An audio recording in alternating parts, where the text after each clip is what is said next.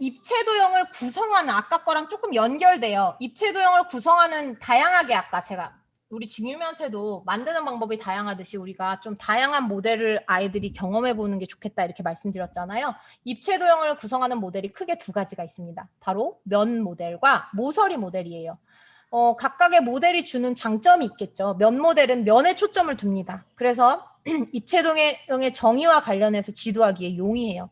우리나라 교과서에서는 아마 거의 대부분 주로 면 모델을 많이 사용합니다. 왜? 처음에는 이렇게 면 모델로 접근을 하는 게 아이들에게 용어에 대한 정의라던가 입체 도형에 대한 정의를 잘 알 수 있거든요.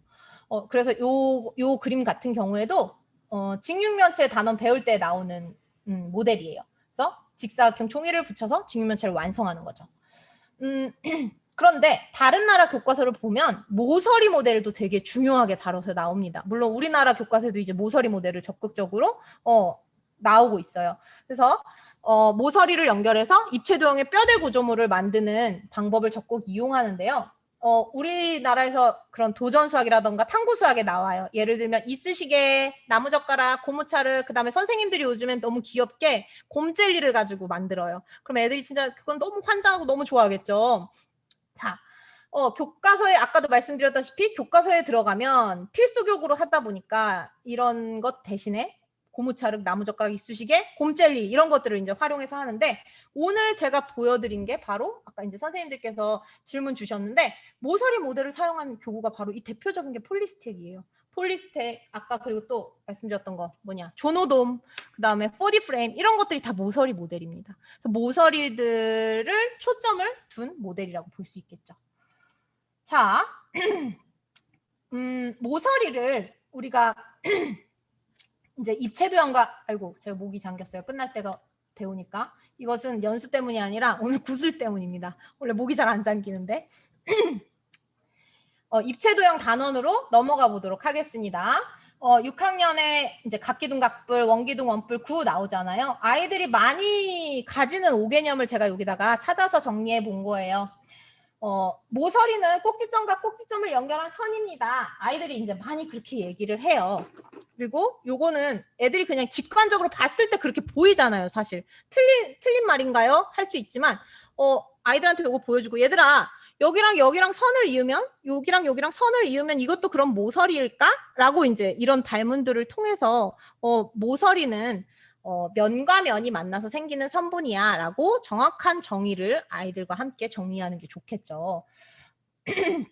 꼭지점과 꼭지점이 만나는 선분은 꼭 모서리가 아니라도 상관이 없는 거죠.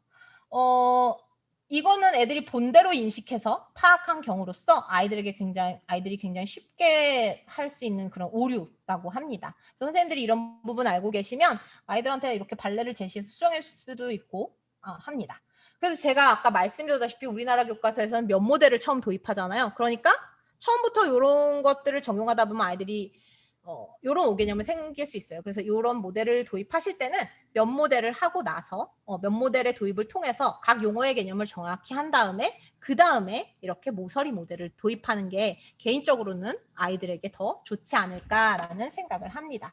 그리고 또 모서리에서 많이 생기는 5개념 중에 하나가 저희가 우리 일상적인 용어에서 모서리라는 말을 언제 많이 사용하나요? 보통은 모서리를 귀퉁이 이런 용어로 많이 쓰잖아요.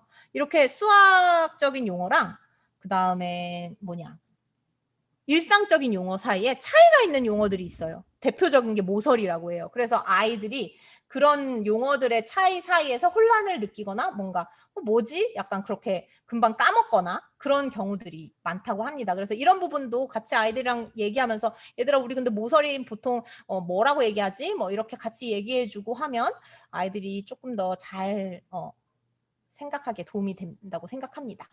그리고 그 다음에 이제 많은 아이들이 5개념을 갖는 경우 이거는 선생님들도 아마 많이 인식하실 거예요. 평소에 높이죠. 높이가 옆면의 모서리라고 애들이 생각하는 거예요. 그래서 왜냐하면 이런 도형에서는 옆면의 모서리가 높이인 경우가 굉장히 많잖아요.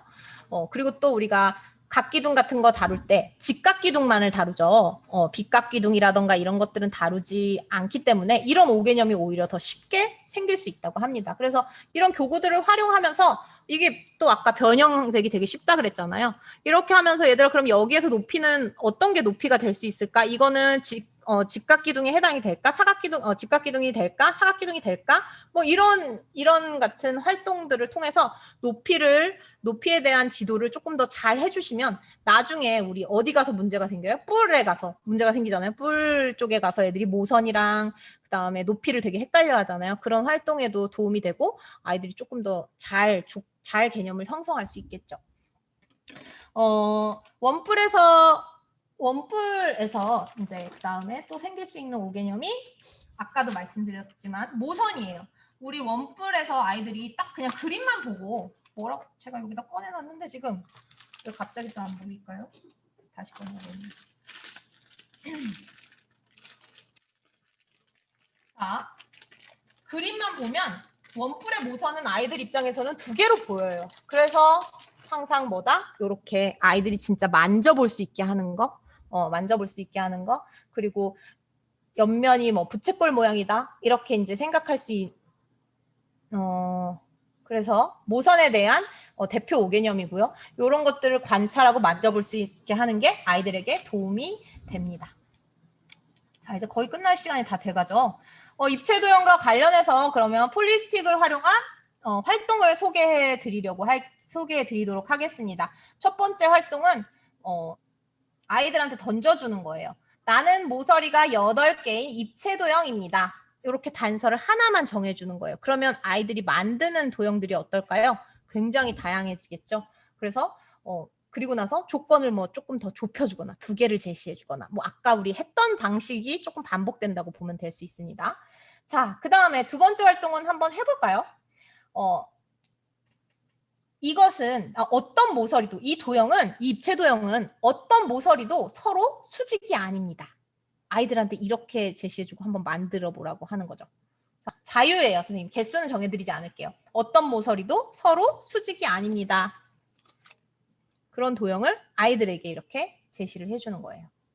사각뿔, 네, 오각뿔. 이제 선생님들 다 알았어요. 이제 만드는 거 지금 이제 안 할게요. 이제 그만해야겠다. 네, 좋아요. 자, 선생님들 맞습니다. 제가 의도한 거는 뭐였냐면 뿔이었어요. 그래서 이렇게 사각뿔을 만들어봐, 오각뿔을 만들어봐 했을 때랑 선생님들은 물론 똑같겠지만 바로 이렇게 사각뿔, 오각뿔 답이 나올 정도로 똑같겠지만 애들 입장에서는 그렇지 않다는 거예요. 그래서 이런 활동들을 교실에서 하시면 아이들이 뭔가 분명하고 정확하고 애들이 모순이 없도록 도형을 설명할 수 있게 하고 묘사할 수 있게 하는 좋은 기회입니다. 그 다음에 또 저는 이런 질문도 많이 하거든요. 도형 배울 때. 얘들아, 최소한 변이 몇 개는 돼야 평면 도형을 만들 수 있을까? 그러면 이제 만들기 같은 걸 하면서 특히 많이 해요. 그러면 2개로 평면 도형 만들 수 있을까?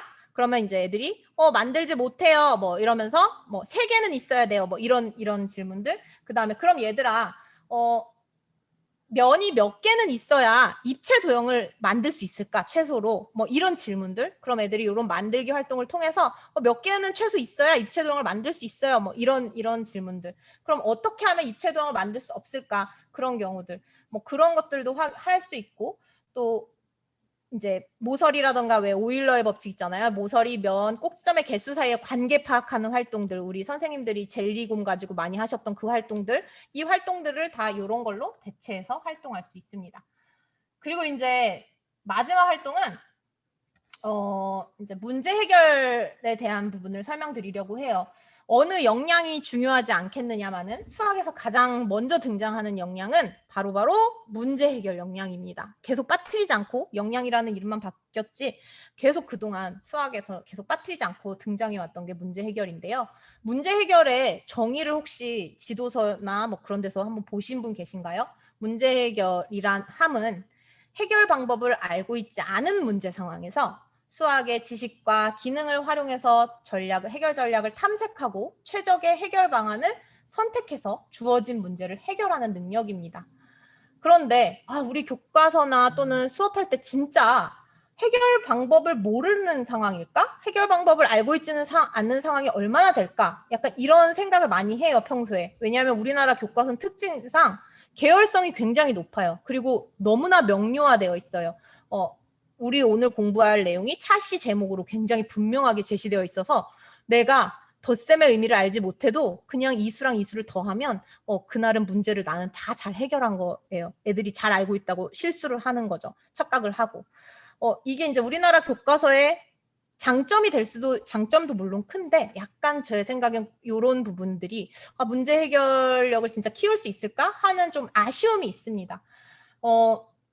그래서 이제 뭐 교과서를 덮고 처음에 수업을 시작하다가 마지막에 이제 펼친다거나, 그런 개인적으로는 이제 그런 방법들을 많이 활용하고, 또 아이들 수준에 맞는 새로운 좀 뭔가 조금 복잡한 문제 상황들을 일부러 제시하는 경우가 있어요. 그냥 단순한 해결만으로는 어려운 거. 근데 그런 것들을 얘들아 혼자 해 막 이렇게 하면 당연히 어렵죠. 그랬을 때는 아이들이랑 약간 모둠 그룹형으로 협력해서 문제를 해결하도록 하면 정말 애들이 되게 열심히 좋아하면서 해요. 왜냐면 모둠 활동이니까. 자, 그래서 문제 해결의 하위 요소에 보면 어떤 게 나오냐면 협력적 문제 해결이라는 게 나와요. 수학에서 협력한다? 그게 되나? 약간 그런 생각도 하실 수 있겠지만, 아이들이 문제 상황에 대해서 서로 막 얘기를 합니다. 그리고 막 친구들이 빠뜨린 부분들도 있고, 왜냐하면 제가 주는 문제 상황들이 막 교과서에 있는 것처럼 굉장히 분명하고 뭔가 답이 정해져 있고 막 그렇지는 않거든요. 일부러 약간 풀어놔요. 개방형이라던가 또는 좀 비구조화됐다라거나 비정형화됐다라거나 그런 문제들을 좀 일부러 제시합니다. 왜냐하면 그런 것들이 오히려 아이들이 서로 뭔가 이야기거리도 제시해주고 뭔가 문제를 해석하는 경험도 제시해준다고 생각하기 때문에 그런 게 더 개방적인 문제들을 많이 활용하는데, 이런 협력적 문제 해결 같은 경우를 교구로 되게 많이 할 수가 있어요. 이 폴리스틱 말고도 다양한 교구들을 가지고 이제 협력적 문제 해결을 할 수 있는 상황들이 있는데, 제가 이제 한 가지 만든 문제인데, 아이들이랑 해봤더니 애들이 되게 좋아하더라고요. 진짜. 물론 일반 학급 아이들이랑도 해보고 영재 학급 아이들이랑도 해봤는데, 굉장히 영재 학급 아이들 같은 경우, 특히 이제 그래도 나름 똑똑한 아이들이겠죠. 그 아이들 같은 경우에는 진짜 제가 생각지도 못한 답변들을 막 가져오더라고요. 그래서 그리고 진짜 과제 집착력이 엄청 높아요. 걔네들은 원래도 높은데 이런 교구들을 활용해서 그런 협력적 문제 해결 상황을 주면, 문제를 주면 굉장히 과제 집착력이 높아집니다. 그래서 그런 긍정적인 경험을 개인적으로 많이 했기 때문에 선생님들께 한 가지 소개해드리고 직접 한번 해보려고 했어요. 근데 지금 이거 너무 마지막에 제가 준비한 게 패착인 것 같아요. 지금 너무 힘들어서 제가 어떤 문제인지만 보고 선생님들이 이런 거를 어떻게 교실에서 활용할 수 있겠다, 나 같으면 어떤 문제를 만들까, 그냥 그렇게 생각해보는 시간을 갖도록 하겠습니다. 제목은 피타고라스 수학박물관 구조물 만들기예요. 그래서 이제 제가 애들한테 이렇게 문제를 딱 제시했어요. 이거 일단은 문제가 너무 길어요, 약간 이렇게 할 수도 있는데 물론 저학년한테는 좀 힘들 수 있어요. 근데 이제 고학년 아이들 같은 경우에는 이렇게 문제를 보면서 한 4-5명에서 같이 붙어서 하면 굉장히 잘 할 수 있습니다. 피타고라스 수학박물관을 건립하면서 상징 구조물 만들기 공모전이 열리게 되었다. 피타고라스는 정오각형 안에 그려진 별을 보고 신비함을 느꼈고 그 모양을 피타고라스 학파의 상징으로 삼게 되었다. 다음의 조건을 만족하도록 링과 스틱을 활용해서 구조물을 완성하세요. 이러면서 실제로 진짜 이런 피타고라스라는 수학자 같은 것들도 아이들한테 소개해주고, 진짜 이 정오각형 이 상징이 피타고라스 학파의 상징이잖아요. 이런 것도 애들한테 이제 얘기해주고, 이제 그렇게 하면서 이제 한 4가지 조건을 제시했어요. 하나, 구조물의 시작은 정오각형에서 출발을 합니다. 그리고 정오각형이 보일 수 있도록 입체 구조물을 만드세요. 아이들한테는 제가 설명을 안 해줘요. 이거 하나하나 다. 그냥 딱 한번 읽어주기만 하고, 자, 이제 너네 해. 추가적인 질문은 받지 않아. 되게 좋죠? 추가적인 질문은 받지 않아요, 일부러. 자, 그래서 오각형, 우리 이제 폴리스틱 같은 경우 변형이 되게 잘 된다 그랬잖아요. 이렇게 평면이 됐다가도 막 이렇게 선생님들 만져보셨으면 알겠지만 막 변형이 되거든요. 그래서 오각형에서 출발해서 변형은 해도 좋아. 하지만 니네들이 만든 구조물에서 정오각형이 보여야 해. 이런 뜻이에요. 두 번째는 구조물이다 보니까 외부 충격에 강해야겠죠. 뭔가 쉽게 변형되거나 무너지지 않게 만드는 게 포인트예요. 구조물이 무너지면 안 되죠. 최악이죠. 그래서 이런 조건을 제시했어요. 그리고 세 번째, 박물관을 상징하는 구조물이기 때문에 같은 양의 재료라도 가급적이면 큰 게 좋겠죠. 우리 크면 무조건 이제 눈에 잘 띄니까 크게 만드세요. 네 번째, 우리 물론 다 좋지만 이거를 빼뜨리면 안 돼요. 경제적이어야 돼요. 돈이 너무 많이 들어가면 박물관에서 지어주지 않아요. 그래서 링과 스틱의 개수가 최소가 되도록 경제적인 구조물을 만들어라. 제가 이제 이렇게 네 가지 조건을 제시했어요. 그리고 나서 사실은 이제 등수도 막 정했거든요. 얘들아, 첫 번째 조건에서 첫 번째 조건으로 1등인 모듬, 두 번째 조건으로 1등인 모듬, 세 번째 조건으로 1등인 모듬, 네 번째 조건으로 1등인 모듬, 막 이렇게 이제 하면 얘가 1등이 됐다가 제가 1등이 됐다가 막 이렇게 이제 뒤죽박죽 만듭니다. 그러면 이제 제가 여기서 사실 원했던 거는 뭐냐면 뭔가 외부 충격에 강하고 쉽게 변형되지 않는 구조, 그 구조들을 선생님 쉽게 알고 있는 거 뭐죠? 제가 여기서 사실 의도했던 수학적인 요소는 트러스 구조였어요. 그러니까 우리 삼각형이죠. 이렇게 우리 요 스틱으로 만들면 요 사각형은 이렇게 쉽게 이렇게 변화됩니다. 그런데 여기 사이에다가 대각선을 연결 지어 볼게요. 대각선을 연결 지으면 이제 얘는 굉장히 견고해져요. 이렇게 양 옆으로는 움직이지 않아요. 대신에 요렇게는 움직여요. 그러면 이제 얘 같은 경우에는 어떻게 연결하면 될까요? 여기를 또 연결하겠죠.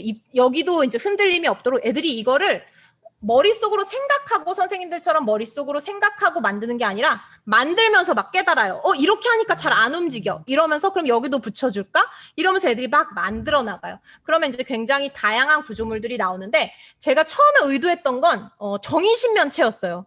뭔가 이렇게 굉장히 단단하고 뭐 이렇게 의도를 했었는데 뭔가 답을 선생님들이 정하시기보다는 이제 뭔가 열린 질문, 개방형 질문으로 생각하고 아이들의 다양한 생각이라던가 아이디어를 격려해주고 존중해주고 또 그 안에서 이렇게 뭐 트러스 구조라던가 뭐 그런 것들을 같이 이야기 나누는 그런 시간으로 그런 활동으로 삼아주시면 좋겠습니다. 그래서 오늘 제가 준비한 연수는 이것이고요. 39분, 40분 안에 딱 끝냈습니다.